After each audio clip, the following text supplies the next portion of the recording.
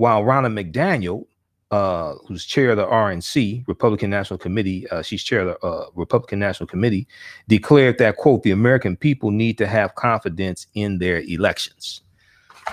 So, I posted a meme today, and this is just pitiful.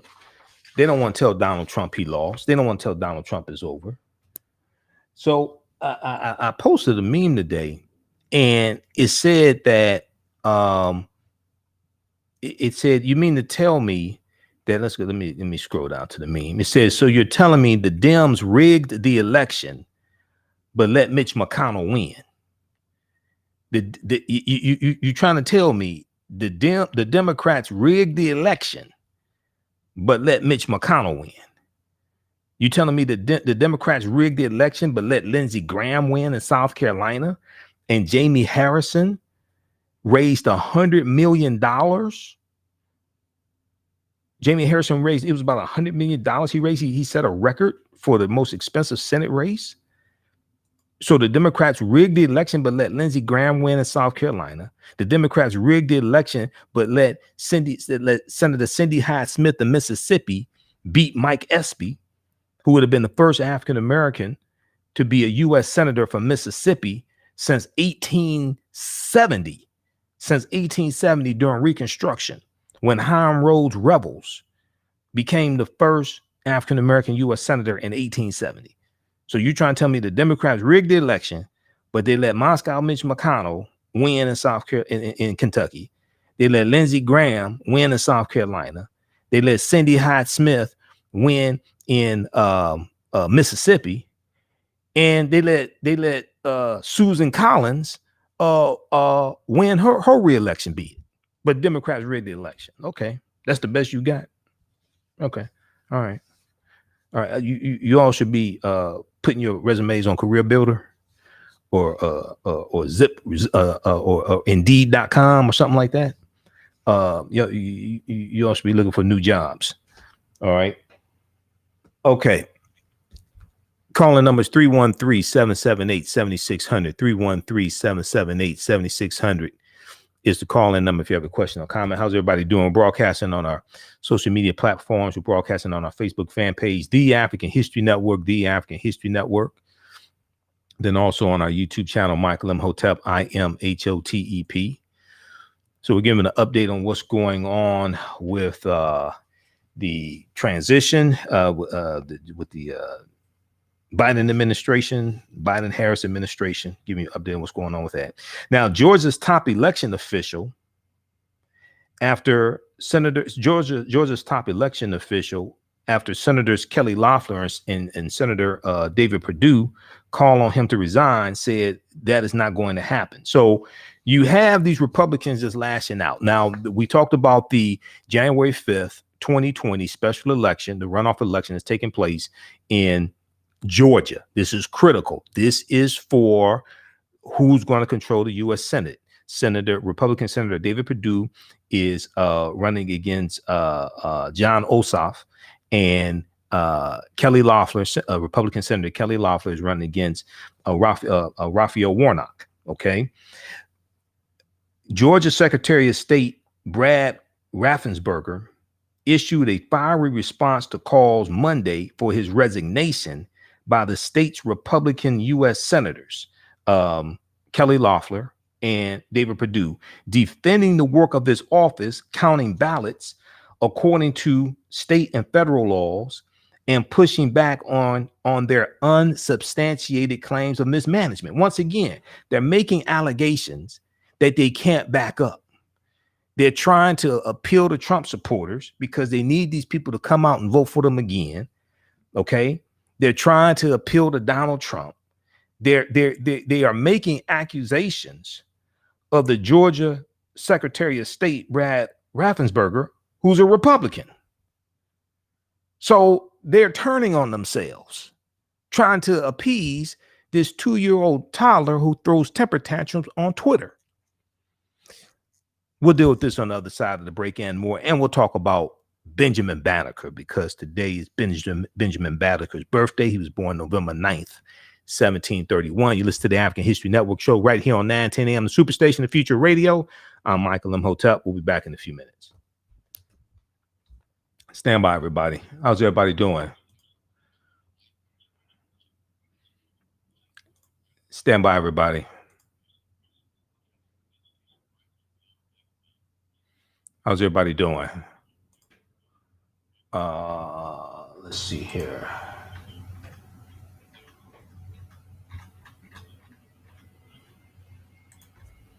How's everybody doing? Everybody stand by just a minute. Everybody share this broadcast on social media platforms and invite your friends to tune in.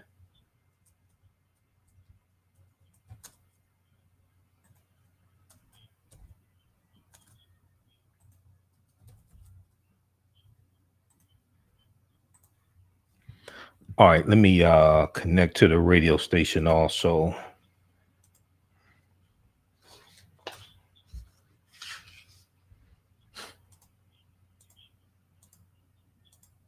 Stand by, everybody. I need to reconnect to the radio station.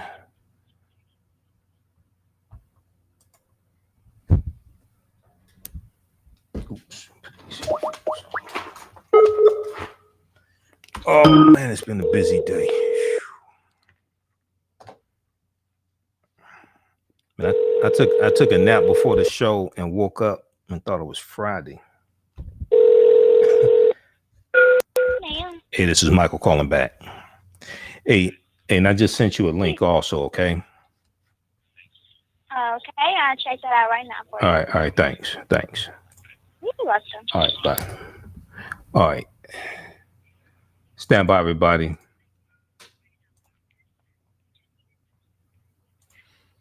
Three 313-778-7600 is the calling number. Oh man.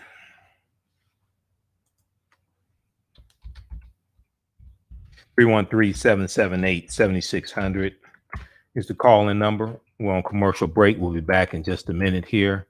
Let me get ready for this.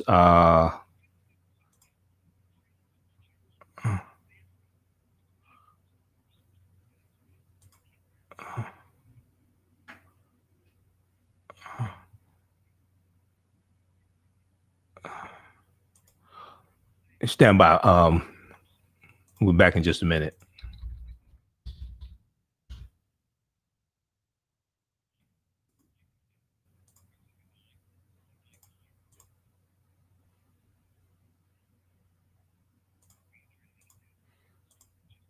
All right.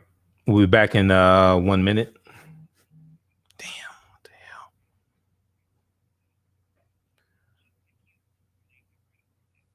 All right, stand by. We'll be back in 30 seconds.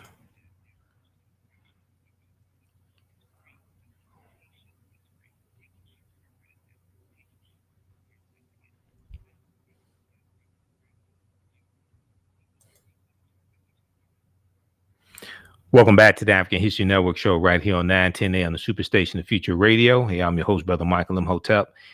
It is Monday, November 9th, 2020, and we are live. Hope everybody's doing well. Calling numbers 313-778-7600. 313-778-7600 is the calling number if you have a question or comment. All right, so we're giving an update on what's going on, dealing with the transition, dealing with the Biden-Harris incoming administration, dealing with Donald Trump's temper tantrums and frivolous lawsuits. So it's going to continue. He fired Defense Secretary Mark Esper today. It's suspected he's going to fire FBI Director Christopher Wray. So he is, I mean, he's having a meltdown. This is what's taking place. But it was predictable. We all knew it was coming, except the people around him. All right, so let's continue with these updates. Joe Biden gave an address today, urges Americans to wear masks to protect against coronavirus. Now, Senate Majority Leader Moscow Mitch McConnell threw his support behind Donald Trump's legal challenges in the wake of his loss to Joe Biden, saying Monday that Trump is, quote, 100% within his right end quote, to pursue recounts and litigation. Trump has produced no evidence of widespread voting fraud, however. Biden, meanwhile, delivered a speech in Delaware in which he urged Americans to wear masks as part of a collective effort to fight the coronavirus as he ramped up his transition to the presidency. And Trump, who has yet to concede the election, announced the firing of the defense secretary in tweet saying, quote, Mark Esper has been terminated, end quote, and said that Christopher C. Miller, director of the National Counterterrorism Center, will be acting secretary of defense. Now, also, what came out today is that coronavirus is continuing to spread through the White House and the people around Trump. And Dr. Ben Carson, Secretary of Housing and Urban Development, has tested positive for coronavirus. A HUD spokesman confirmed, and Carson was at the White House this past Tuesday for an election night party. And it appears that was a super spreader event as well. So more people are going to come down with coronavirus. Joe Biden and Senator Kamala Harris, they're going to have to sanitize the entire White House because coronavirus is all up in through there. They're going to have to sanitize the entire White House before they move in. Let's see here. A Trump administration appointee is refusing to sign a letter allowing Biden's transition team to formally begin its work this week, in another sign that the incumbent Donald Trump has not yet acknowledged Biden's victory and could disrupt the transfer of power. Now, Biden and his advisors plan this week to demonstrate a far more assertive strategy against the coronavirus than Trump's, and Biden may take a more proactive role in the coming weeks in congressional negotiations over an economic stimulus package as well.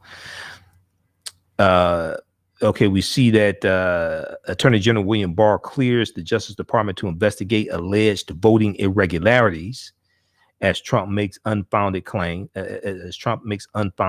claims. And then let me see, skip over some of these here. There was,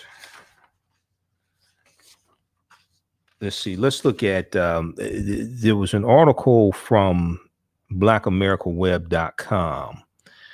Biden's new coronavirus task force is co-chaired by a black woman. Biden's new coronavirus task force is co-chaired by a black woman.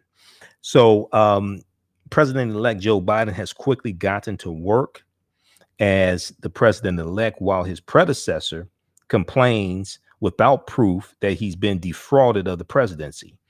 The two decidedly different approaches to leading the country were especially on display on Monday after Joe Biden made it official that he had selected an African-American woman to co-chair his new coronavirus task force to effectively confront the deadly COVID-19 pandemic that has proliferated on Donald Trump's watch. The move to appoint Dr. Marcella Nunez Smith to be one of three doctors to lead the task force made it clear that Joe Biden was making good on his promise of following the science, not politics, in order to finally make some inroads in stopping a virus that has killed at least 238,000 Americans. The associate professor of internal medicine, public health, and management at Yale University is also the associate dean for health equity research at Yale's medical school, who specializes in healthcare for marginalized populations. Considering the fact that African Americans and Hispanics, or Latinos, also known as marginalized populations, continue to be disproportionately affected by coronavirus, calling on an African American woman with expertise in that field makes more sense than say appointing a neurosurgeon turned futile Trump cabinet member who put himself in a position to contract COVID-19 on the task force, Dr. Ben Carson. In particular, Dr. Nunez Smith's official Yale bio points to her history of having established the Eastern Caribbean Health Outcomes Research Network, a research collaborative across 4 Eastern Caribbean islands, supporting several chronic disease research projects and enhancing health outcomes, research and leadership capacity in the region. Showing she is used to doing work involving African Americans in particular. Okay, check out this article here from blackamericaweb.com. Biden's new coronavirus task force is co-chaired by a Black woman. Her name is Dr. Marcella Nunez Smith, and she does research that promotes health and healthcare equity for structurally marginalized populations. I'm going to post this link here on the thread of the broadcast. Also, how's everybody doing? Everybody watching on our social media platforms, share this broadcast. Those watching on our Facebook fan page, The African History Network, The African History Network, and my YouTube channel, Michael Imhotep, Imhotep. All right. Okay, so when we let's look at an update quickly here dealing with coronavirus. Coronavirus surpasses 10 million coronavirus cases nationwide. Experts warn country is entering its worst phase. So the U.S. surpassed 10 million coronavirus cases on Monday, November 9th, just 10 days after hitting 9 million. Just 10 days after hitting 9 million cases. For the fifth consecutive day, the country has reported more than 100,000 infections, and public health experts warn that the country is entering the pandemic's worst phase. Public health experts warn that the country is entering the pandemic's worst phase. Now, Donald Trump keeps saying we're about to turn a corner. We're about to turn a corner. I told you around the corner is more cases and more deaths. It's getting worse. It's not getting better. At least 200, is basically now about 238,000, at least 238,000 Americans have died of coronavirus since February. The milestone came as Pfizer Pharmaceutical announced its coronavirus vaccine candidate was more than 90% effective, which sharply increased prospects that federal regulators will authorize the vaccine on an emergency basis as early as mid-December. Now, these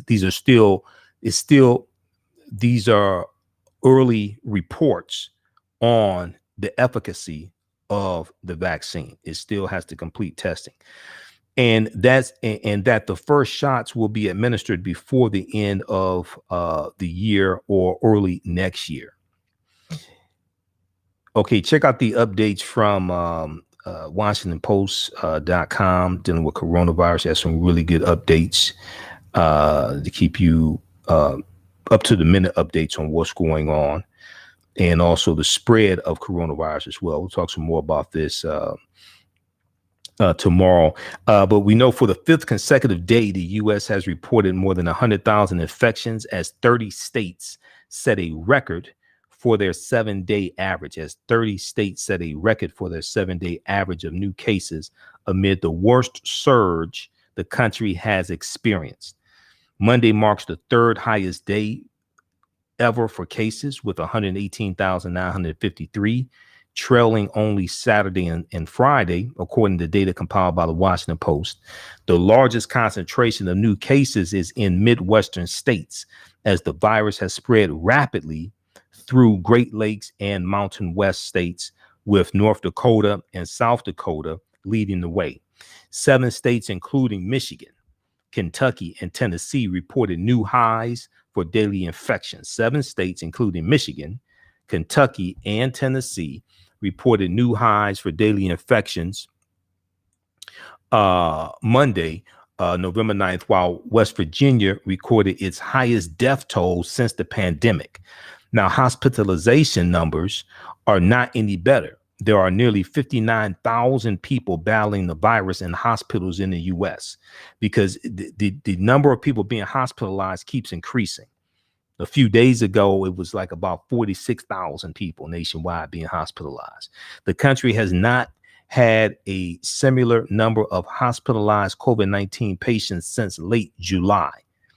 45 states have a higher average number of COVID-19 inpatients than a week ago. 45 states have a higher average number of COVID-19 inpatients than a week ago. You're going to start getting to the point where a lot of these hospitals are going to be overran with COVID-19 patients who are being hospitalized, and they will have to turn people away.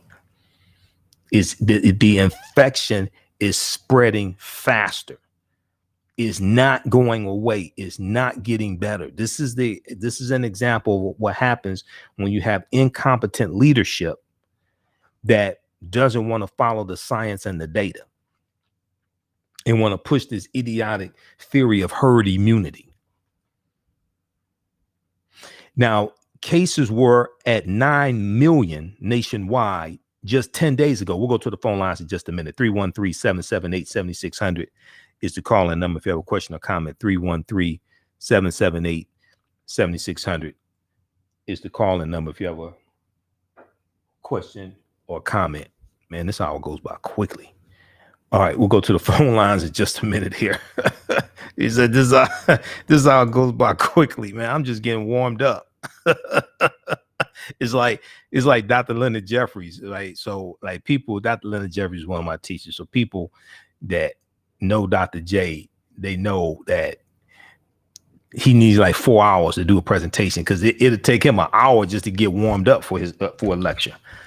So after he's been speaking, doing a lecture for an hour, he'll say, okay, now I'm warmed up. Now we can actually start the presentation. So, all right. So cases were at 9 million just 10 days ago. Now the country has counted at least 10,086,506 cases, and at least 238,000 people have died. By comparison, it took 3 months for the pandemic to reach 1 million cases from zero. So it took 3. See, this is how you know it's spreading. The infection rate is increasing. It's not just, oh, we're doing more tests. No, the infection is spreading. The infection rate is increasing. It took 3 months to go from 0 cases to 1 million cases. 0 cases to 1 million cases. It took 3 months. It took 9 days to go from 9 million cases to 10 million. It took 3 months to go from 0 to 1 million cases. It took 9 days to go from 9 million to 10 million cases in the U.S. In the past 7 days, the country has reported just under 800,000 new cases. Okay, check out, we're going to post this link here. Check out this, go to WashingtonPost.com, also NBCNews.com. They have some really good updates there as well. I get updates from all these news sources all throughout the day also. All right. Okay, let's go to the phone lines. We've got we're going to go to Theo, because Theo called in last night and we only had 60 seconds for her because she called in at the end of my show. All right. Hey, Theo Broughton, welcome back to the African History Network show. How you doing tonight? Thank you. I'm doing fantastic. Now I'm at the beginning of the show. Well, I ain't really at the beginning. We're after the first break, but go ahead. Go ahead. Okay. You mentioned Benjamin Banneker, and yeah, the city of Detroit was attempting to use that same outline that he laid out. You know, Washington D.C. has 4 circles, DuPont Circle, and 3 others, and it was designed as a defense mechanism when they had to go to war. But here in the city of Detroit, if you stand at the base of the river and Woodward Avenue, there's a half a circle here. My downtown seems to be so screwed up. You've got Michigan Avenue, Grand River, Woodward Avenue, Gratiot. I left out one. The Van Dyke. That are the spokes of the wagon wheel. Right. And the other streets downtown are in a semicircle. But they found that as they continued, when you get closer to the DMC complex there, the city of Detroit was growing too fast and too wide for them to continue with that outline. So then, of course, they went to a normal grid, I guess to describe it like tic-tac-toe, you know. north, south, east, west grid, and the rest of the city is laid out in that fashion. But I just wanted to share that with you because he was quite a creative man, and I'm glad to hear today is his birthday. We can lift his name up.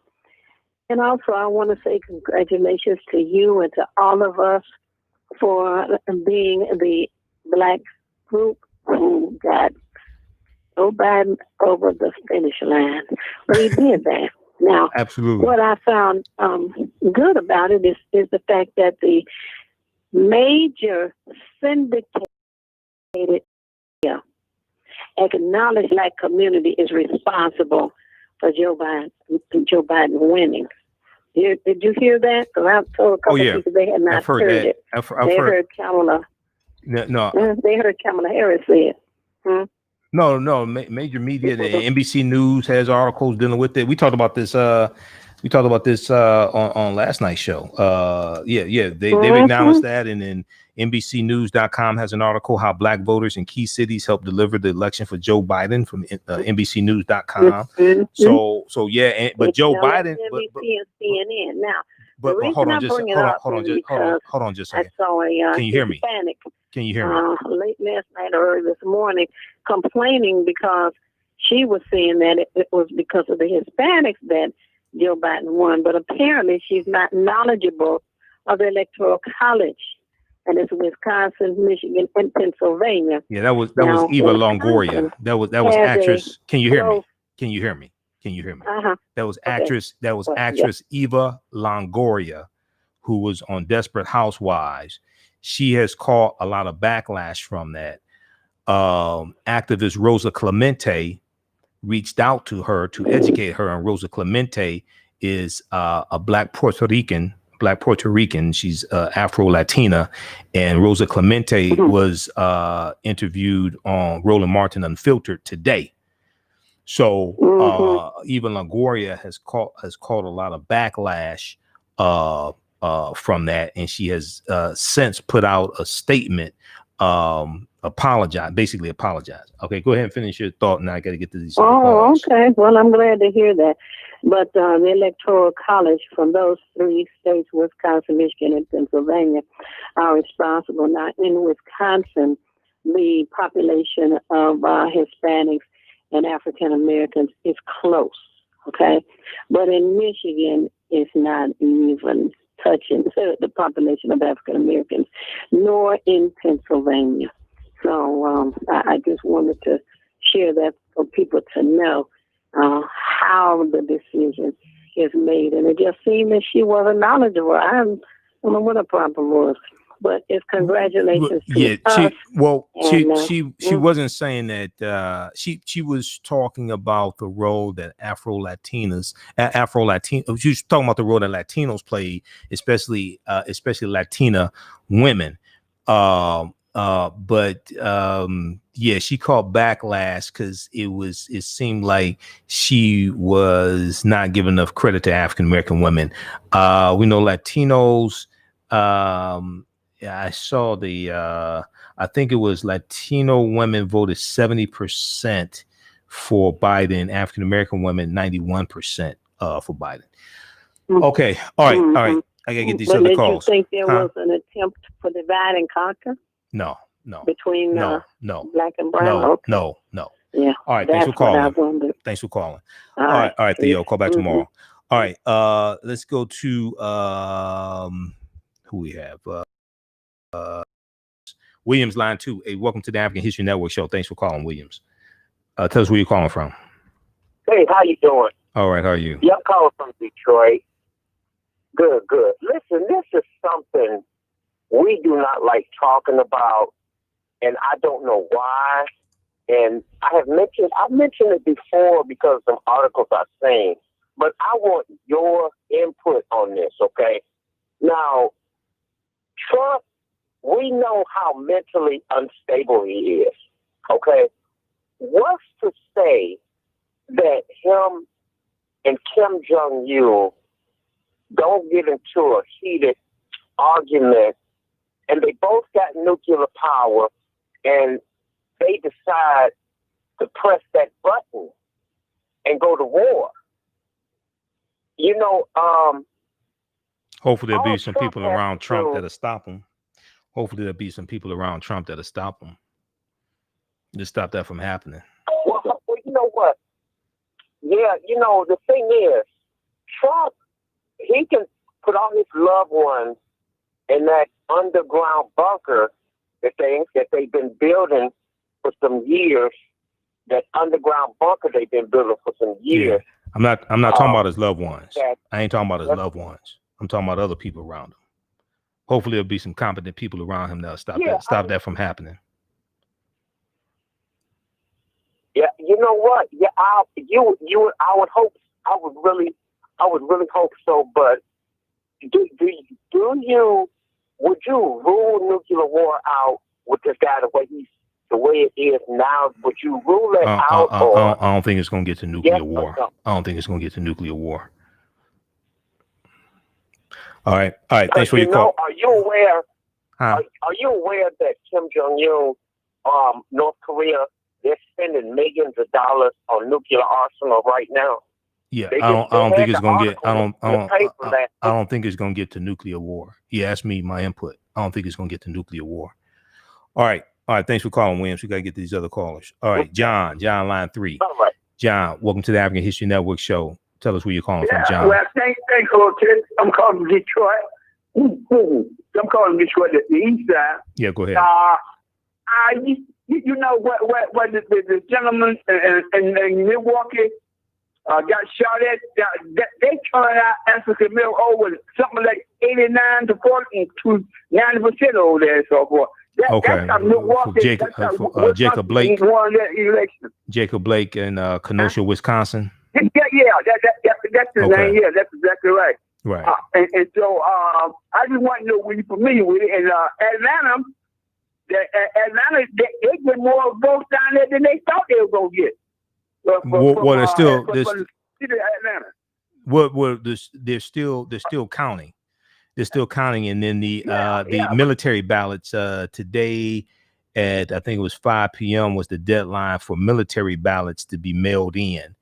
And they still have to count the military ballots. Right. Yeah, so Biden is up about 41,000 votes. Biden's going to get Georgia. They're going to do a recount in Georgia because it's less than a half a percentage point difference. Biden's going to win Georgia. That's 16 electoral college votes. Yeah, but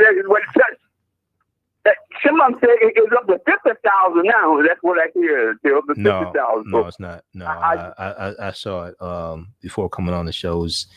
Unless they reported the military ballots. But last I saw a few hours ago, it was like 41,000. Unless they added in the military ballots, it was about a little more than 8,000 military ballots that they were awaiting to be counted. Unless they include those, I expect 75% to 80% of those military ballots to go to Biden. But okay. Yeah. Well, okay. All right. Thank you. All right. Thanks for calling, John. Okay. Let's see here. There was a article from thegrio.com. 5 states okay measures eradicating racist language symbols. 5 states okay measures eradicating racist language symbols. The votes are a positive sign in a nation where racial tension always has existed. A University of Alabama at Birmingham professor said. Alabama voters reversed themselves from a few years ago and removed racist vestiges of segregation from the state constitution that courts long ago ruled unconstitutional. Rhode Island. So this is the November 3rd election. Different measures that were on the ballots across the country. In Rhode Island did a similar U-turn to eradicate the word "quote unquote" plantations from the state's official name. In a year when discussions of racial justice have dominated U.S. society like few others, 5 states voted to cleanse the public sphere of words, phrases, and symbols that to many people were painful reminders of the nation's history of slavery and the systemic oppression of African Americans. Now, Brendan Skip Mark, who teaches political science at the University of Rhode Island, believes the decisions were linked to the revulsion and widespread protests that followed the police killing of George Floyd in Minnesota in May. We're going to talk some more about this on Tuesday's show. I want to get to this clip here before we run out of time. On News One Now, back when Roland Martin hosted it, Mo Ivory was sitting in for Roland Martin. She interviewed my man Tony Browder. Tony Browder is the author of the book Egypt on the Potomac. Egypt on the Potomac. Egypt on the Potomac deals with the history of the layout of Washington, D.C. and how the layout of Washington, D.C. Was a copy of the layout of ancient Kemet, ancient Egypt. Well, the Washington, D.C., the design of Washington, D.C. was done by Benjamin Banneker. Let's go to this clip. He is reaffirming the connection between the history and influence of Africa to modern times. He is author of several books, including Egypt on the Potomac, and I want to welcome him here. How are you? I'm great. Awesome. And I just want to also say our panelists are still with us. I'm glad they hung around. Tim Keenan, Rock Newman, and Drew Elon. So let's talk about Egypt on the Potomac. I think that is an amazing concept, and you call yourself tell me your title. Memory recovery specialist. A memory recovery specialist. How did you come up with that? Well, when you consider our history and the fact that our history has been erased, our past has been erased, and the erasure has been forgotten. We don't know, and we don't know that we don't know. Mm-hmm. So my role as a memory recovery specialist is to dig into our history, to uncover those things that we weren't supposed to know, and then reveal them to people with the greatest need to know this information. That's amazing. Okay, so begin to tell me, because I don't know this information and I do want to know about it. So there are all of these monuments here in the Capitol that have all of the influence of Africa, of Egypt. Tell me about, and let's begin, like, for example, with the Lincoln Memorial. Well, Lincoln Memorial is a temple that was built in honor of Abraham Lincoln. The statue inside of the Lincoln Memorial was crafted by a sculptor by the name of Daniel Chester French, who had traveled to Egypt before and seen the monument of Ramesses II at Abu Simbel, which has 4 images of the king sitting in his chair. He wanted to replicate that in America. Voila, the Lincoln Memorial. Okay, so at the Lincoln Memorial, is that information there for people to read, to know? Well, that kind of seems like a stupid question, right? Yeah, it's right there in a big part. I refer to it as a secret hidden in plain sight. Washington, D.C. is the city of secrets. There are secrets in the White House, the Capitol, the FBI, the CIA, NSA. But the greatest secrets in the capital, the greatest nation on earth, have literally been hidden in plain sight. What better way to hide a secret than to put it in the open where everybody can see it? And all you need to do is to separate people from their ability to remember what those symbols were. That's my job, to remind people. That's amazing. Tell us about the Capitol building. Oh, the Capitol building. Well, the Capitol building sits on Capitol Hill, but right behind the Capitol building is the Library of Congress, the greatest repository of history and knowledge in the world. So the Library of Congress is the American equivalent of the Library of Alexandria, where the repository of the ancient wisdom was made accessible to the governors of that land so that they can control the people and the resources of the land. Okay, the Washington Monument. The Washington Monument. The Washington Monument is what the Greeks refer to as an obelisk, but it is actually an ancient Egyptian symbol known as a tekken. That symbol is the oldest symbol of resurrection known to man. It came to symbolize the founding father of Ancient Kemet, the original name for the country the Greeks renamed Egypt. So that king, Asar, was murdered and then later resurrected. That symbol represents the resurrection of this African man. It is a 6,000-year-old symbol of resurrection. So why is it here in D.C.? Why that symbol? Well, what you'll notice is that you'll see similar obelisks or tekken all around the world. Originally, there were 1,200 in Ancient Kemet or Egypt. Today, there's only 7. There's more in Rome right now. There's a tekken in front of the Vatican. There's a tekken behind Central Park in New York City. There's a tekken on the banks of the Thames River in London. There's a tekken in the center of the Plaza de la Concorde in Paris. So these are all African symbols that represent symbolically, metaphorically, the resurrection of the founding father of Ancient Kemet.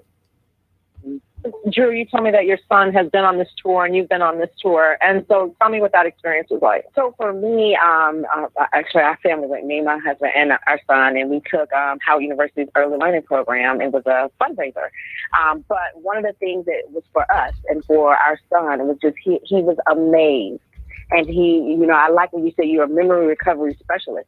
So for him, everywhere we go, he was identifying Tekken and was able to recall Ancient Kemet. Like he really, literally, he was engrossed in that. And I think Meridian Park. Can you tell us a little bit about the Meridian Park and when you stand in that space and what you see? I know it's probably kind of hard. Yeah, and also to visualize money, because I also know money.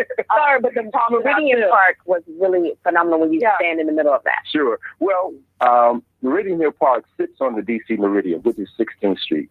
And 16th Street is what's considered to be a spiritual corridor of Washington, D.C. We have the White House at 1600 Pennsylvania Avenue. We have behind the White House, the Washington Monument was originally supposed to be positioned. And on the other side of that was the Jefferson Memorial. So these structures are aligned to the Washington Meridian, which symbolizes a spiritual corridor. So on the 7 miles of 16th Street, which extends from St. John's Church in front of the White House to its termination point at Eastern Avenue, you have over 55 churches, religious institutions. It is a spiritual corridor. Wow, spiritual corridor. A spiritual corridor. One of the names of 16th Street was the Avenue of the Churches, or God's Boulevard, because of that. Because of that. Now tell us about the symbol, the money symbol. Symbols on the dollar bill. All right, today is Friday the 13th. Today was some people consider to be unlucky. Psychologists have coined the phrase triskaidekaphobia, which is the unfounded fear of the number 13. Well, 13 is an unlucky number. And why is number 13 repeated 13 times on the dollar bill? On the reverse of the Great Seal, you have a pyramid with 13 courses of stone. On the front of the Great Seal, you have an eagle holding an olive branch with 13 leaves and 13 olives. In the other claw, he holds 13 arrows. On his chest is a shield with 13 stripes. In his mouth is a banner with the words Igor Bisunum, comprised of 13 letters. And above his head is a cluster of 13 stars. So 13 is not an unlucky number. It relates back to the founding father of Ancient Kemet. How much time left in the show, Shakita?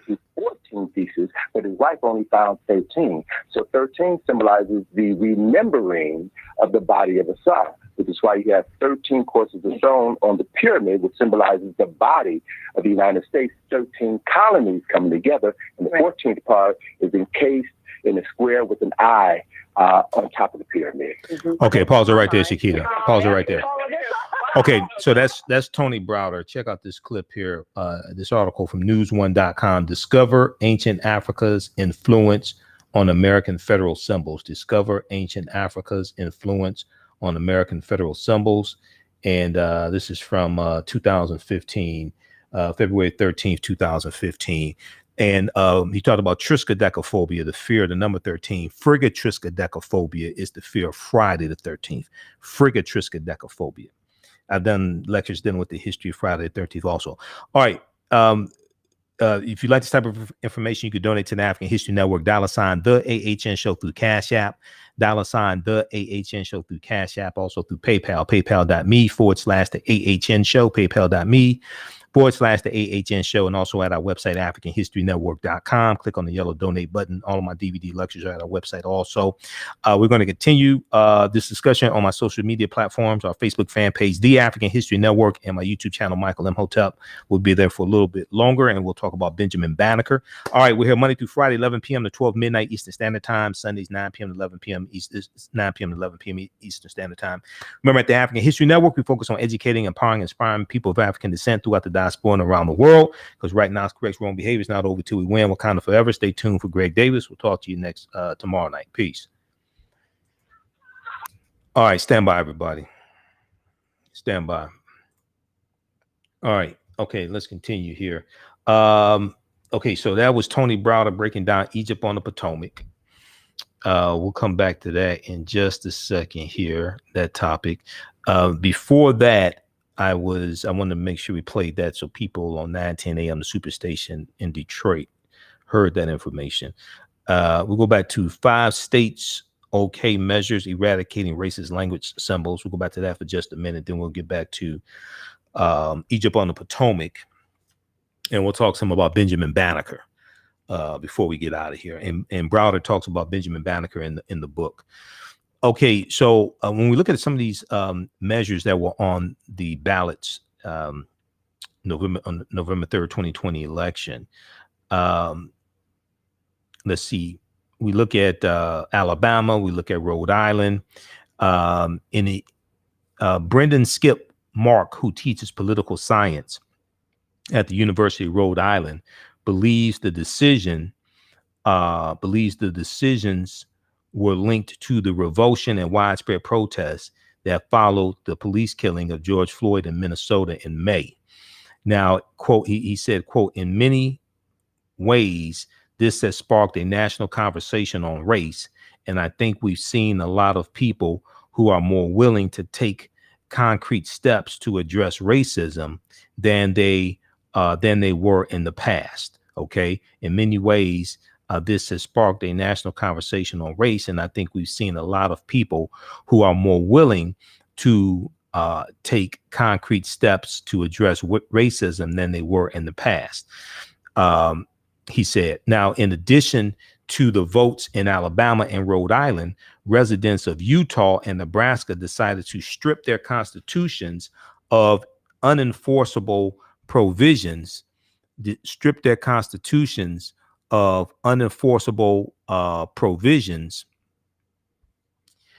that allowed slavery as a punishment for criminal convictions.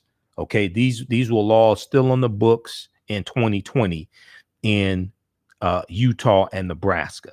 Okay, so residents of Utah and Nebraska decided to strip their constitutions of unenforceable provisions that allowed slavery as a punishment for criminal convictions. And Mississippi voters approved a state flag without the familiar X-shaped design of the Confederate battle flag. Okay, without the X-shaped design of the Confederate battle flag, also known as the canton. Okay, the actual Confederate battle flag that people call the Confederate flag, that was part of the Mississippi state flag. Now, the votes are a positive sign in a nation where racial tension always has existed, said Stacy Moak, M-O-A-K, who teaches in the social work department, at the University of Alabama at Birmingham. Okay. She said, quote, affirmative votes for these changes shows a willingness on the part of Americans to provide for a more inclusive community. These changes by themselves are not enough, but they are encouraging signs of progress in the right direction, end quote, she said in an interview conducted by email. Now, the Alabama measure begins the process of removing Jim Crow language from the 1901 Constitution that was intended to entrench white supremacy. The Alabama measure begins the process of removing Jim Crow language from the 1901 Constitution that was intended to entrench white supremacy. Voters in the mostly white conservative state had rejected similar proposals twice since the year 2000. Now, courts had previously struck down the legality of the segregationist provisions that were enshrined in the document long ago, but the language banning mixed race marriage, allowed poll taxes and mandated school segregation remained. Okay. Now, these are still laws on the books up until they voted to remove these. Now, Glenn Crowell, Crowell, an African-American Republican from Montgomery, Alabama, was among the roughly 67% of voters who supported scrapping those sections. He said, quote, it just doesn't make any sense nowadays. He's 63 years old. Yet another statewide vote will be required to approve the revisions after legislators consider a draft in the year 2022. Now, in neighboring state Mississippi, about 71% of voters approved a new state flag featuring at a magnolia and the words "In God We Trust" to replace the Confederate themed flag that state legislators voted to retire in June of 2020 after the nation erupted in demonstrations following the killing of George Floyd. Now, Mississippi voters also eliminated a provision from the 1890s that aimed to ensure white control of the state by requiring majorities of both the popular vote and the 122 state house districts to win statewide office. Now only a popular vote majority is required. When we look at Utah and Nebraska approved provisions similar to Alabama's to delete constitutional language allowing slavery as a possible punishment in criminal cases. The measures, which passed by 81% in Utah and 68% in Nebraska, got relatively little attention before the vote. But the fact that states even placed the measures on ballots shows that protests and the national discussion on racism are having an impact, said Deidre Cooper Owens, director of the Humanities in Medicine program at the University of Nebraska. She said, quote, "Symbolism matters and so does language. Symbolism matters and so does language." Now, the vote was closest in Rhode Island, once a hub of the transatlantic slave trade, where about 53% of voters supported the proposal to strip the words, quote, "and Providence plantations," end quote, from the state's formal name. And Providence plantations from the state's formal name, first adopted in 1790. A similar measure failed in the year 2010. Okay, so when you look at Rhode Island, their official name was Rhode Island and Providence Plantations. Okay, and that was first adopted in 1790. All right, so they had so this question you have to ask is, what took you so long to update this? You know, what you have to sit back and wonder, what took them so long to come to the realization that this is not such a good idea? Let me show you this here. We'll try to blow it up. Just a second here. This article from thegrio.com. I'm trying to blow it up so you can see this. All right, so the vote was closest in Rhode Island, once a hub of the transatlantic slave trade, where about 53% of voters supported the proposal to strip the words "and Providence plantations" from the state's formal name, first adopted in 1790. Now, 1790 is the year the first census took place. The census was created by the U.S. Constitution.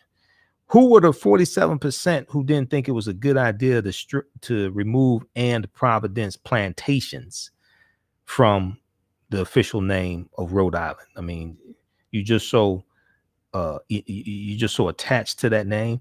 So here's the new Mississippi state flag, okay, with the magnolia on it, and they removed the Confederate battle flag of Northern Virginia under General Robert E. Lee's army. And then let's see here. Okay. Likewise, elsewhere in the country, Rhode Island has seen protests over George Floyd's death, and in racially diverse Providence. And in racially diverse Providence, a truth commission was established to consider the state's historic ties to slavery, land seizures, systemic racism, and possible reparations. All right. Now, this ballot initiative is part of a broader shift in Rhode Island to reconcile with the past, said Mark, the political scientist. "I think this is a unique moment in history."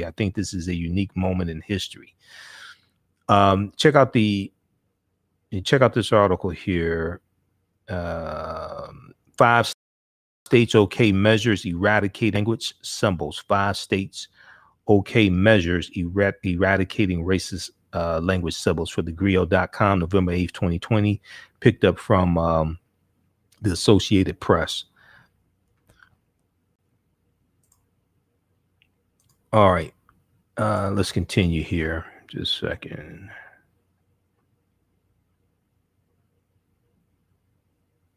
Okay, so the ballot initiative is part of a broader shift in Rhode Island to reconcile with the past.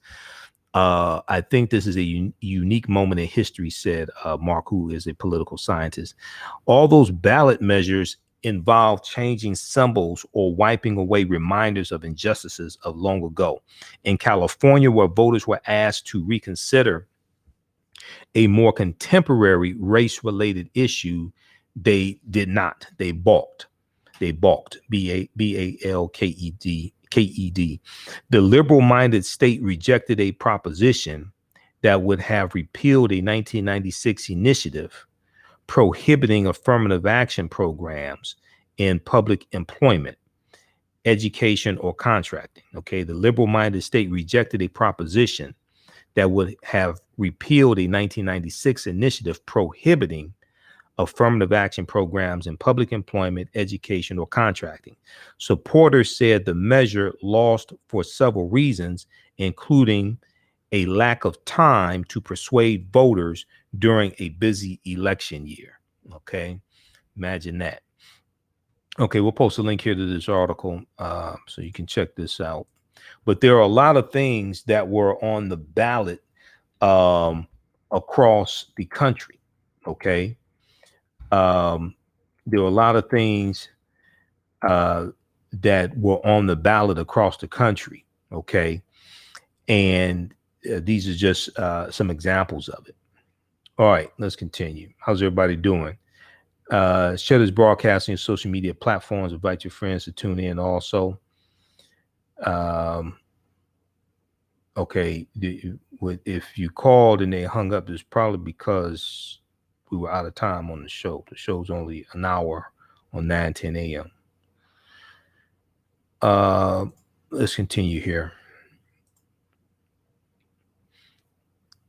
Okay, so when we look at Benjamin Banneker, I posted a article from AtlantaBlackStar.com. AtlantaBlackStar.com. Posted that this morning.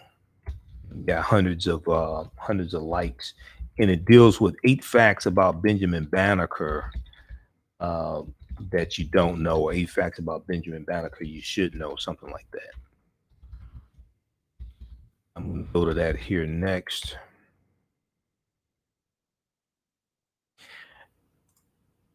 Okay, 8 interesting things you may not have known about Benjamin Banneker. Okay, this is from October 15th, 2015. So check this out from AtlantaBlackStar.com. But Benjamin Banneker was born November 9th, 1731, died October 9th, 1806. He was a famous mathematician, inventor, and abolitionist in the early days of the United States. He was born to a family of mixed race. His grandmother, Molly Wash, W-A-S-H, was an English woman and a former indentured servant. Benjamin Banneker's grandfather was a former enslaved West African royal named Banneker, B-A-N-N-E-K-A, Banneker or Banneker. The two violated Maryland law and got married despite the social taboo and stigma of interracial marriage. Banneker's mother, Mary, was of mixed race, and she went on to marry a newly free black man named Robert, who took Banneker as his surname upon their marriage, according to reports. His early education, Banneker was taught to read by his maternal grandmother, and for a very short time attended a small Quaker school. His grandmother, Molly, served as his primary educator and taught him how to read. She also sparked his interest in math and science. I'm going to post this link here to this article from AtlantaBlackStar.com. So you can check this out as well. All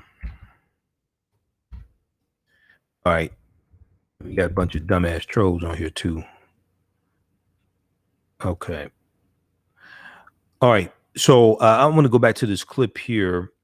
We'll talk some more about Benjamin Banneker. We'll give you some more information on Benjamin Banneker. I want to go back to this clip here from news1.com. This is from February 13th, 2015. Okay. February 13th, 2015. And this is from news1.com with Roland Martin. Roland was out that day. Mo Ivory was sitting in for Roland. And she interviewed Tony Browder. I've interviewed Tony Browder a number of times also. Tony's a friend of mine, brilliant historian. He's an archaeologist, author of a number of books. He's also the author of Nile Valley Contributions to Civilization, Nile Valley Contributions to Civilization by Tony Browder, which is one of the best books that you'll read dealing with our history, and is very books, very easy to understand also. Okay. All right. How we coming through? Can you all hear me? Should be able to hear me here. Okay. All right, I want to go back to this clip here. Let's cue this back up where I think we left off. The Plaza de la Concorde in Paris. So these are all African symbols that represent symbolically, metaphorically, the resurrection of the founding father of Ancient Kemet. Drew, you told me that your son has been on this tour and you've been on this tour. And so tell me what that experience was like. So for me, actually our family went, me, my husband, and our son, and we took Howard University's early learning program. It was a fundraiser. But one of the things that was for us and for our son was just he was amazed. And he, you know, I like when you say you're a memory recovery specialist. So for him, everywhere we go, he was identifying Tekken and was able to recall Ancient Kemet. Like he really, literally, he was engrossed in that. And I think Meridian Park. Meridian Hill Park. Can you tell us a little bit about the Meridian Park and when you stand in that space and what you see? I know it's probably kind of hard. Yeah, and also to visualize the money, because I also want the money. Sorry, but the Meridian Park was really phenomenal when you stand in the middle of that. Sure. Well, Meridian Hill Park sits on the DC Meridian, which is 16th Street.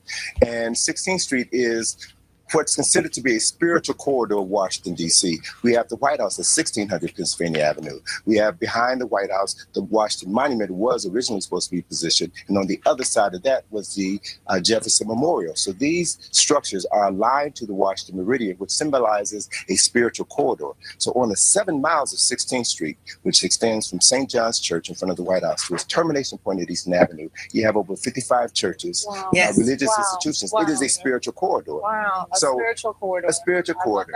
One of the names for 16th Street was the Avenue of the Churches, or God's Boulevard, because of that significance. Because of that. Now tell us about the symbol, the money symbol. Symbols on the dollar bill. All right, today is Friday the 13th. It's a day which some people consider to be unlucky. Psychologists have coined the phrase triskaidekaphobia, which is the unfounded fear of the number 13. Well, if 13 is an unlucky number, then why is number 13 repeated 13 times on the dollar bill? On the reverse of the Great Seal, you have a pyramid with 13 courses of stone. On the front of the Great Seal, you have an eagle holding an olive branch with 13 leaves and 13 olives. In the other claw, he holds 13 arrows. On his chest is a shield with 13 stripes. In his mouth is a banner with the words E pluribus unum, comprising 13 letters. And above his head is a cluster of 13 stars. So 13 is not an unlucky number. It relates back to the founding father of Ancient Kemet, Asar, whose body was cut into 14 pieces, but his wife only found 13. So 13 symbolizes the remembering of the body of Asar, which is why you have 13 courses of stone on the pyramid, which symbolizes the body of the United States, 13 colonies coming together, and the 14th part is encased in a square with an eye on top of the pyramid. Okay, blow my mind with all of this, with all of this information, and unsolicited shout out real quick for Kathy Hughes and Alfred Liggett and Roland Martin for having this particular show, because you don't get this knowledge is not dropped elsewhere. Please tell everybody where they can find you, how they can take the tour, and all the information they need to get in touch. They can go to our website, which is www.ikg-info.com. Simple and easy. We're there. Okay, and is there a phone number, or just go to the website? They can go to the website and get all the contact info. That's just amazing, and especially during Black History Month. I mean, this is, if you ever want to go ahead and learn this information, this would be the perfect time. But any time during the year is great. It's Egypt on the Potomac, and Anthony Browder is the author. All right, so check out that article from newsone.com, and it's called "Discover Ancient Africa's Influence on American Federal Symbols." Let's see if we can turn the screen share back on. I'll bring this back up. It's an excellent interview with Tony Browder. I share it from time to time because a lot of people don't know this information.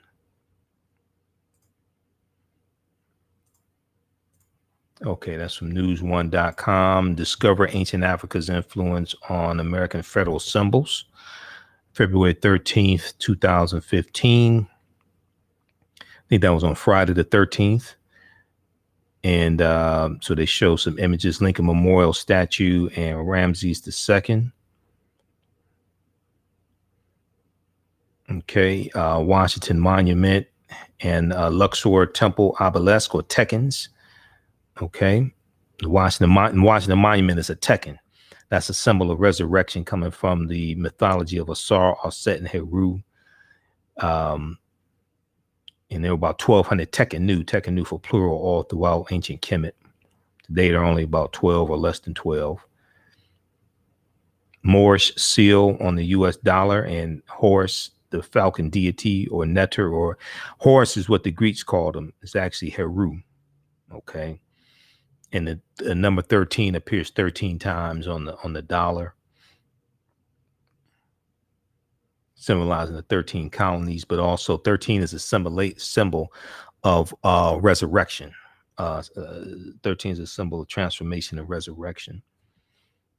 And a lot of the signers of the Declaration of Independence, 50 of the 56 signers of the Declaration of Independence were Freemasons. 50 of the 56 signers of the Declaration of Independence were Freemasons, and 13 of the 39 signers of the U.S. Constitution were Freemasons also. And when you deal with Freemasonry, you're dealing with the teachings coming from ancient Kemet in the Nile Valley region of Africa that are taken into Europe by the Africans known as the Moors when they go in 711 AD. And they go into the Iberian Peninsula, today known as Spain and Portugal. All right. So check out that. We'll post this link here. All right. Lastly, let's look at some information on Benjamin Banneker.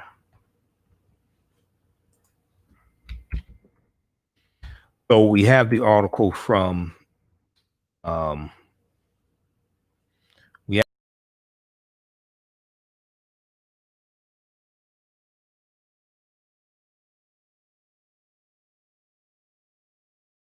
have the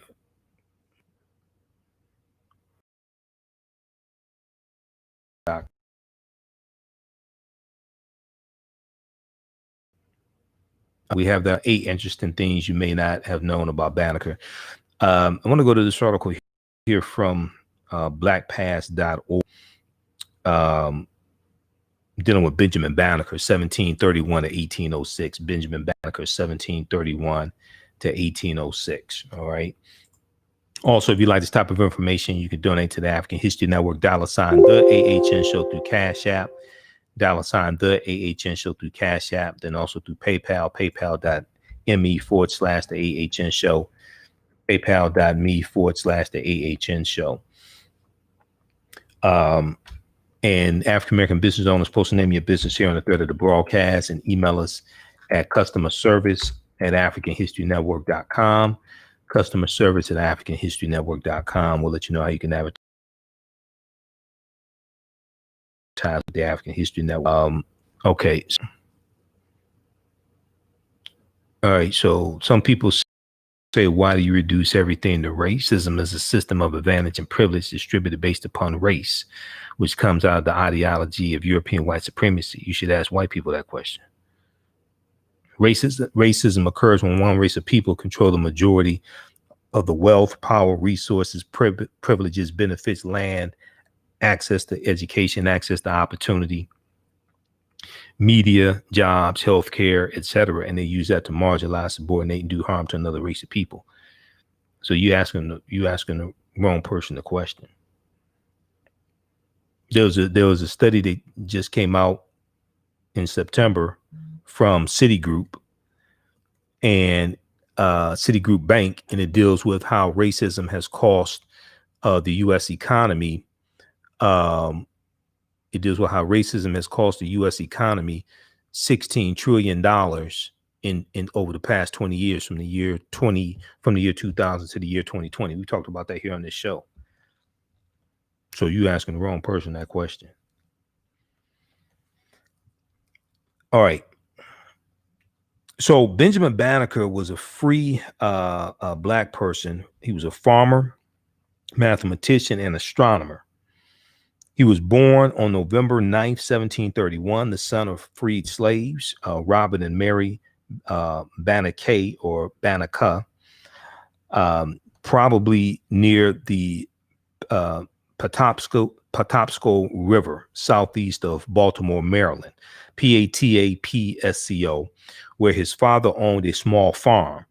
Now, for years, Benjamin Banneker seems to have served as an indentured laborer on the Prince George's County plantation of Mary Welsh, Welsh, Mary Welsh, who had dealings with the Banneker or sometimes you'll see it spelled Bannaky, or you may see it spelled Bannaka, Banneker or Banneker family, and in 1773 executed her dead husband's instructions to release several of her labor force, including, quote, Negro Ben, Ben, born free, age 43, end quote.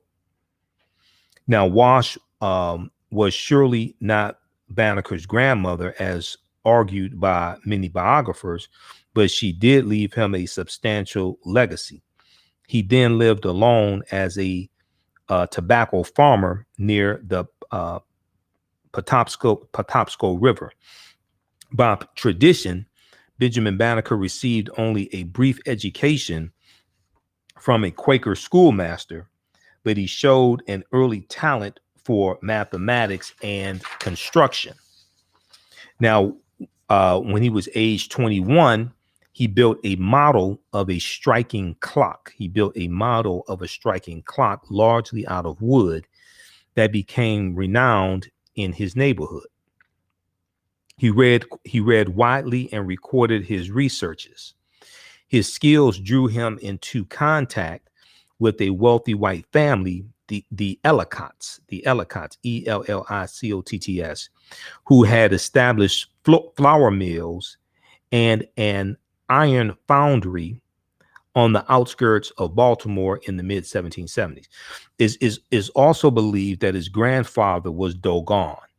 Okay, so his grandfather's from West Africa. It's believed that his grandfather was Dogon, from the Dogon who are in Mali and Burkina Faso, and the Dogon have a legendary understanding of astronomy. Okay, and the Dogon originally come from ancient Kemet, ancient Egypt as well. They're going to they're invaded. And they're going to flee somewhere around 400 BC, if I remember correctly. But they're going to migrate. Face-to-faceafrica.com has articles dealing with the Dogon, Dogon, the Dogon. And according to their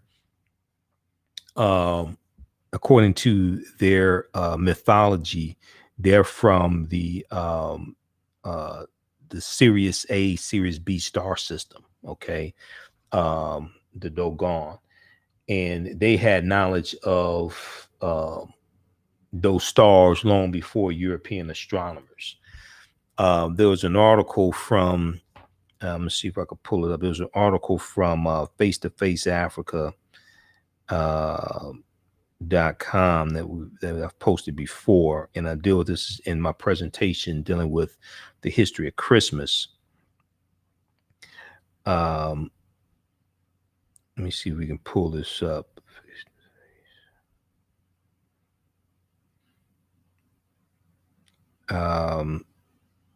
Okay, they're known for the astronomical knowledge of the Dogon.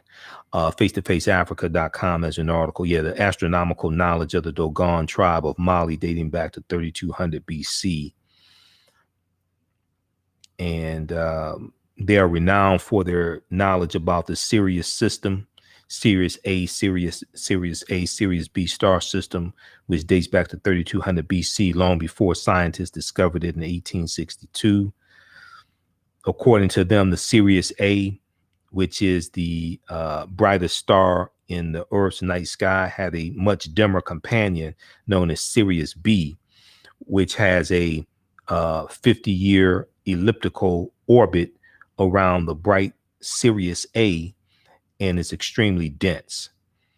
From oral tradition, the Dogon confirmed their affiliation with extraterrestrial bodies which visited Earth some years ago.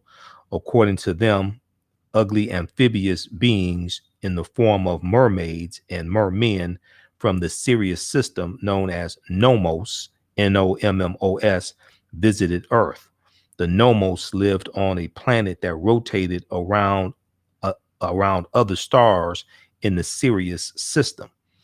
The Dogon recount that the Nomos, after descending on Earth in an arc-like structure, A-R-K, an arc-like structure, gave them information about the Sirius system and the Earth's solar system, that Jupiter has 4 major moons, Saturn has rings, and that all planets orbit around the sun. Okay, so when you go study that, now the Dogon come from ancient Egypt originally. Read this article here from face-to-faceafrica.com, do some research on the Dogon. And then when we so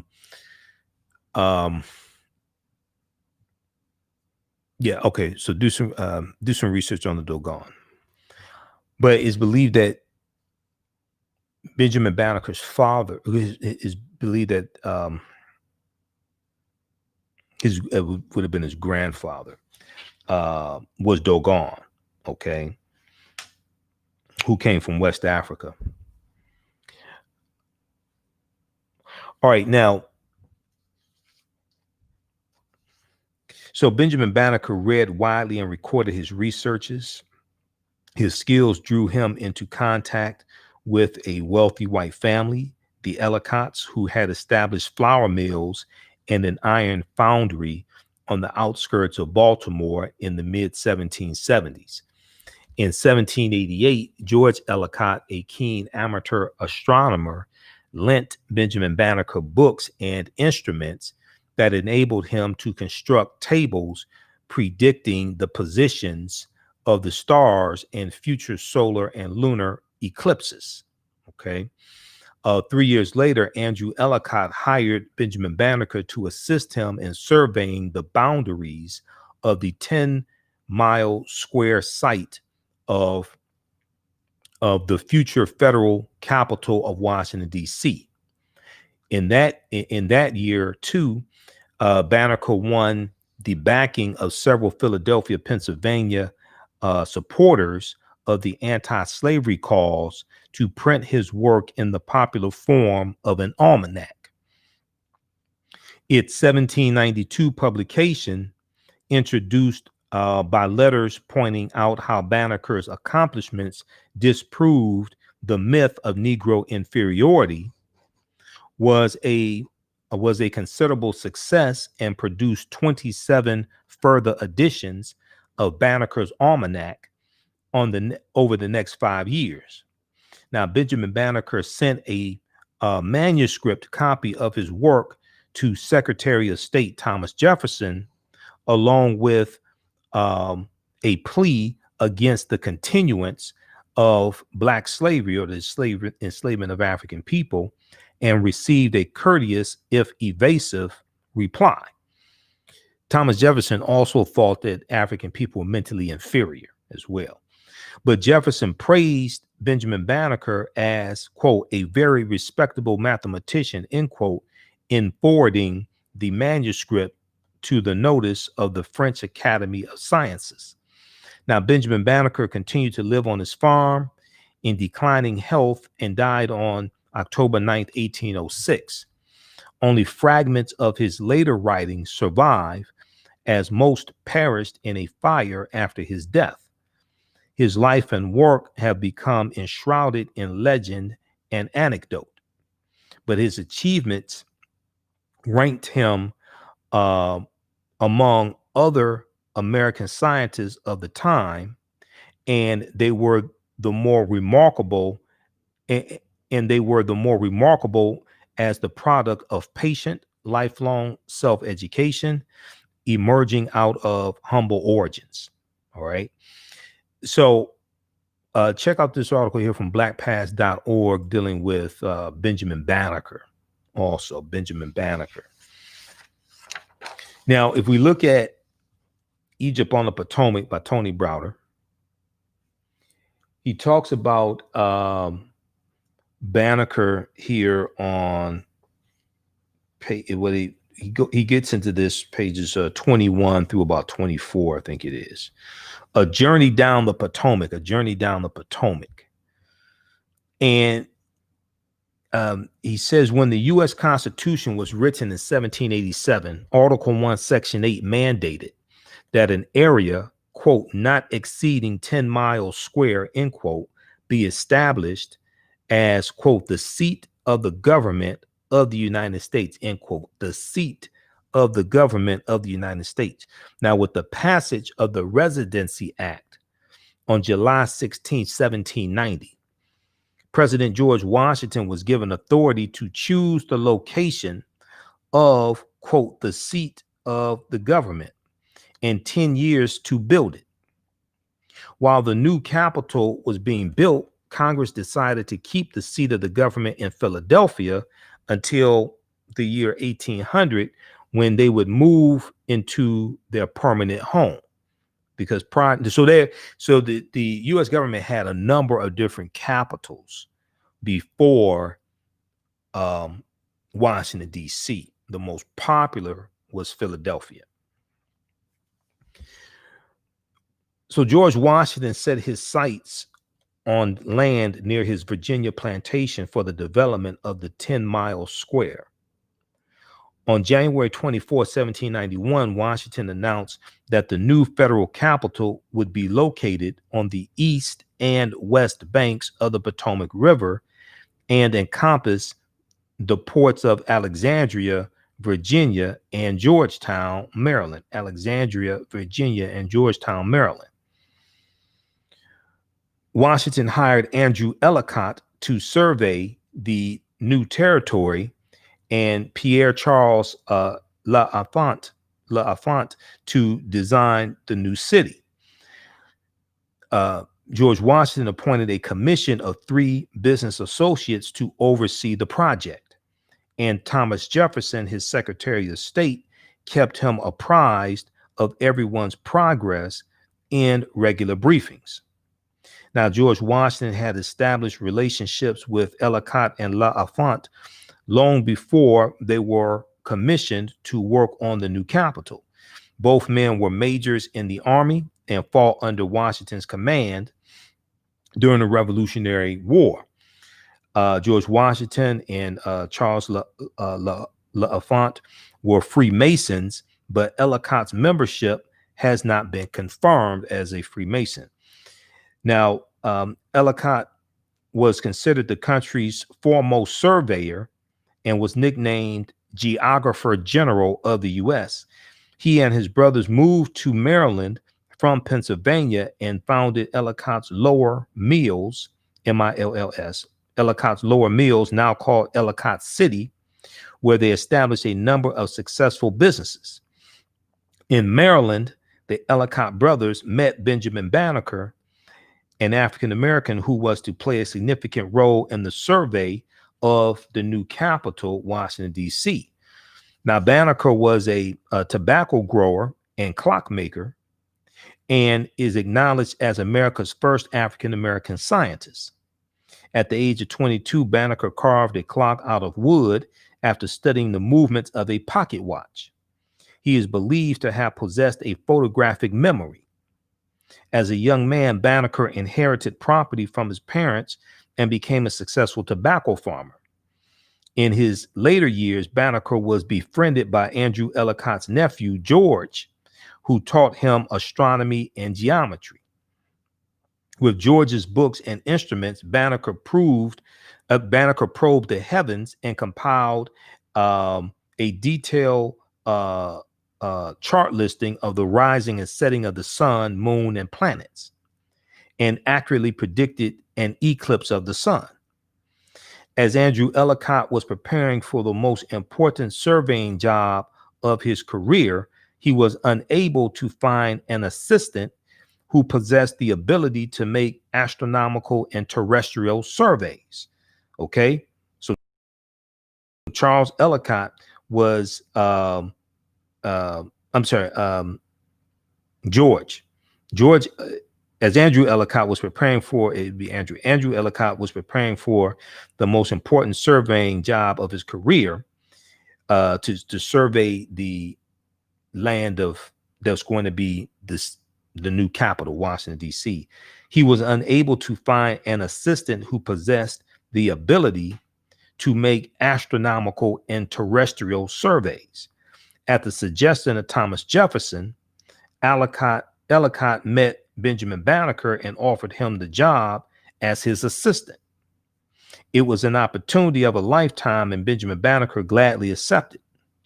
On February 7, 1791, Banneker and Andrew Ellicott set out to survey the site, mark the boundaries, and lay out the streets and lots of the 100 square mile territory.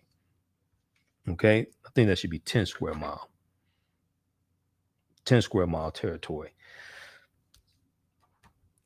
Now, Washington instructed Ellicott to begin his survey in Alexandria, Virginia at Jones Point.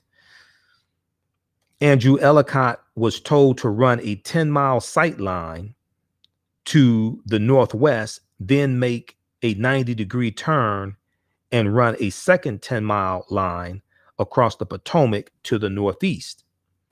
At that termination point, he was to make another 90-degree turn and run a third line to the southeast for 10 miles and make a final 90-degree turn and run a fourth 10-mile line to the southwest across the Potomac back into Virginia.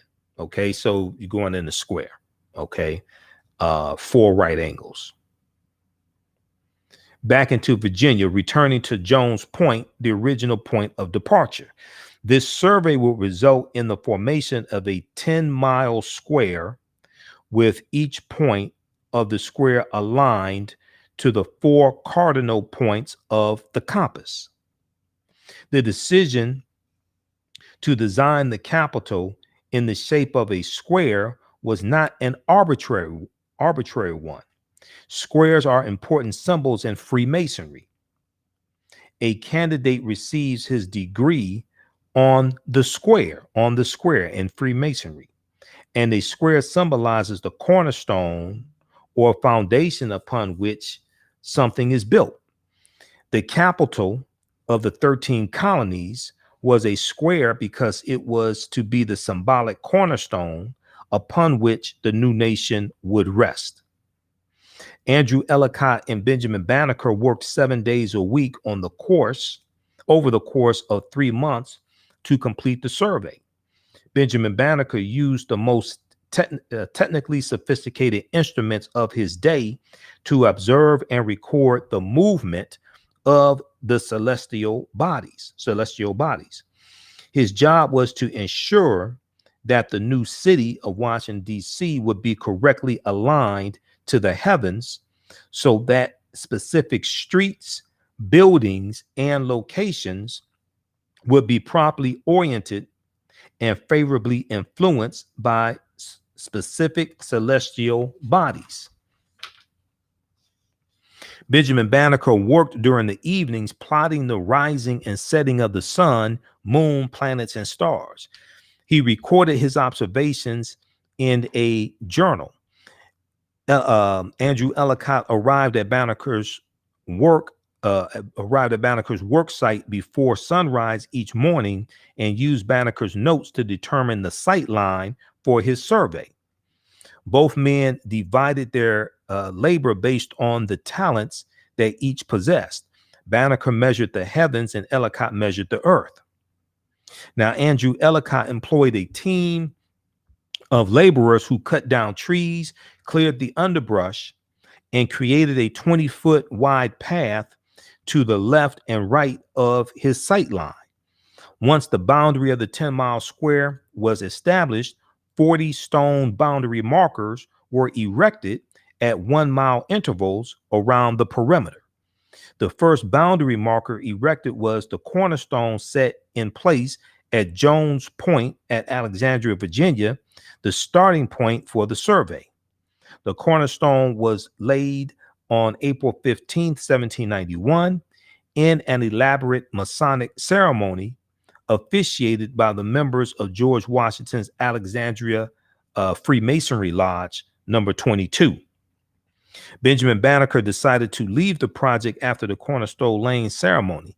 He had completed the celestial survey for the federal city, Washington, D.C., and was eager to return to his farm to prepare for the new planting season and complete his almanac, which would be published in Baltimore the following year.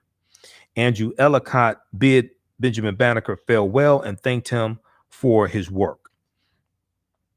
Now, throughout the next year, Andrew Ellicott supervised the erection of the remaining 3 cornerstones and 36 boundary markers that were placed around the city's perimeter. In total, 14 markers were erected along the Virginia district boundary west of the Potomac, and 26 markers were placed along the Maryland district boundary line. Each stone was carved with text that indicated the state line they bordered in the year of their placement. Okay, so check out the book Egypt on the Potomac by Tony Browder, and it's a deep book. I mean, it's about 70 pages, but I mean, it's a really deep book. I've read it 2 or 3 times. Egypt on the Potomac by Tony Browder. Browder's a bad brother. Okay, and Egypt on the Potomac is called A Guide to Decoding Egyptian Architecture and Symbolism in Washington, D.C. Egypt on the Potomac deals with how the layout of Washington, D.C. is a copy of the layout of ancient Kemet, ancient Egypt. All right, so check that out. Okay, how's everybody doing? We got Eric, Sonny, who else we have here? Patrice, just a few of the people watching, Sandy, and then read the article from face2faceafrica.com, the astronomical knowledge of the Dogon tribe of Mali dating back to 3200 BC. Okay, that's from face2faceafrica.com. There are other articles you can read dealing with the Dogon. I mean, the Dogon are deep, but this gets deep into, African history and astronomy. And this gets deep into this knowledge that we had and that we take into Europe. Okay. When the Moors go into Europe, we take this into Europe.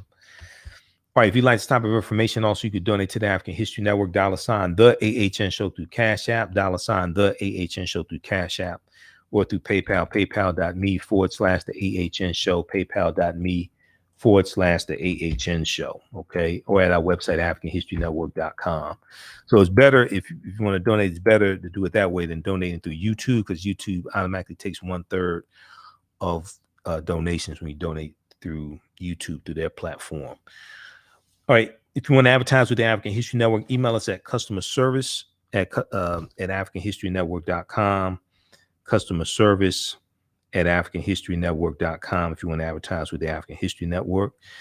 And in addition to your audio commercial airing in the audio podcast of our broadcast, we're on 9 different podcast platforms. We're on Castbox, Acast, FM Player, TuneIn, iHeartRadio. But also we'll create a video commercial for you that'll re-air during when we air these broadcasts. We'll create a video commercial for you as well. Okay. All right. Now, all